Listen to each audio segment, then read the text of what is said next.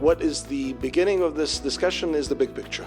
The world, zooming into Europe, zooming into Greece. These three tiers that we try every year in the masterclass here at Delphi to keep a close eye on for trends, challenges, and ultimately opportunities that arise even at the times of the higher disruption. I want to start with the United States because they're going to set the tone for most of the world. And when you look at this, the things to keep in mind are a few buzzwords. So burden sharing. We've heard burden sharing in public statements. We've heard burden sharing in private statements. We've heard burden sharing from the Pentagon. There is a lot of discussion about how can our allies and partners in the rest of the world do more and the US do less, but not leave the world. What's driving US policy? I think it's mostly economics, and there are really two things going on. Number one, the federal budget, federal spending is somewhat out of control. And so what you're seeing with Doge, with Elon Musk, is how do we claw that back? The United States trade deficit was about 3% of total global trade. There are three countries, US, UK, and India, who have very large deficits, and we are the buyer of last resort. And the US government, Trump, Stephen Moran, the head of the Council of Economic Advisors, where I was a staff member several years ago, they want to change that. They want to lower that. They think it's hurt manufacturing a great deal. All right? And so these two things are what's been operating. That's what's been behind the tariffs, and that's what's going to be behind more policy, is this enormous trade deficit. Now, last point about the United States. This looks very disruptive. There's actually been enormous policy continuity. Right, so what's the policy continuity? During Trump's first administration, we had more sanctions. We dramatically changed how we do export controls with something called the Foreign Direct Product Rule. That was the first application of FDPR. It was on the books, first application in several decades. And what the Foreign Direct Product Rule said was that we will put an export control on a foreign country, and anybody who uses our software or equipment has to also do the same export control, right? We did this against Huawei. Move now to Biden. Biden kept the Trump tariffs, and he vastly expanded the use of the Foreign Direct Product Rule. So we had three waves of sanctions, chip sanctions against China. For many people, October 7th means the Hamas attack on Israel. For those of us in trade and in economics and national security, October 7th means October 7th, 2022, which was the first Biden chip export controls for AI accelerators against China. If we come to Europe, there really is a sincere belief, we believe, by Trump, that Europe free rides on the United States. Now, the push for more defense spending is not new. That's been decades old, right? It's finally happening. But Europe also has a very large trade deficit. I think what is happening is we'll go defense and then economics. At the defense level, the working military, the partnership is very strong. Greece has not played a prominent role in administration discussions, right? Where Greece is well placed is in the Eastern Med, is in partnership with Cyprus and Israel, and also in energy, all right? Greece will also play a role in terms of military logistics, again, looking at it from a defense purpose.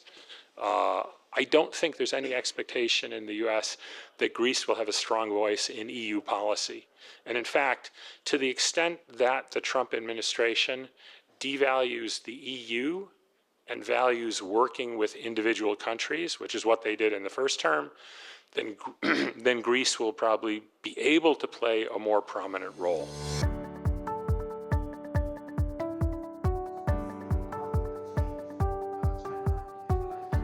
Tom, defense in such a complicated sphere seems to be having its moments, and RSM seems to have insights on that as well.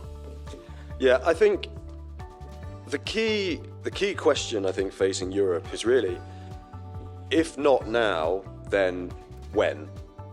You know, I think another panelist yesterday made this point that I really liked, and it was basically Europe, and when I'm talking about Europe and the EU and Britain, because I think it makes sense to talk about them combined in this context, essentially outsourced energy to Russia, defense to the US, and growth to China.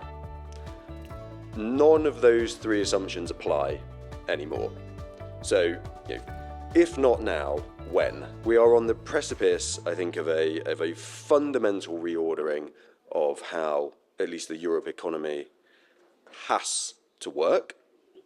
We need to see much greater domestic consumption, primarily coming from Germany, much greater reliance on European defence industry to be able to, stave off Russian aggression. And we need to be able to have a much greater focus on either diversity of energy supplies or domestically produced energy supplies. So I think traditionally what you've seen is actually quite difficult to use defence spending as a real driver for economic growth. Because what you find is you actually just end up importing quite a lot. Or if you employ more people in the army, you employ less people in private industry. This time, I think, is different for Europe. And that's really because we're not just talking about rearming Europe. We are talking about making Europe more independent from the US. That provides, or potentially provides, an enormous economic tailwind for the next decade or so. You look at the spending plans in Germany, that alone probably adds 1-2% a year of GDP over the next 10 years. It provides enormous opportunities, I think, for private businesses. We already see lots and lots of interest in defence firms, from everything from kind of private equity, venture capital, new startups.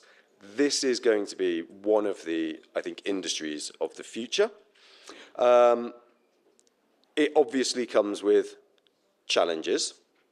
One of them being, how do we pay for this? So we are in the position, I think, certainly in the UK, France, other countries, at higher taxes or lower spending elsewhere. These are very, very difficult political decisions. We've been through some relatively minor shifts in the UK that have caused enormous political backlash. So I think one of the key questions Europe as a society is facing is going to be the unwinding of this peace dividend and how we then fund this increase in defence spending, which has the capacity to be transformational, especially for European manufacturing.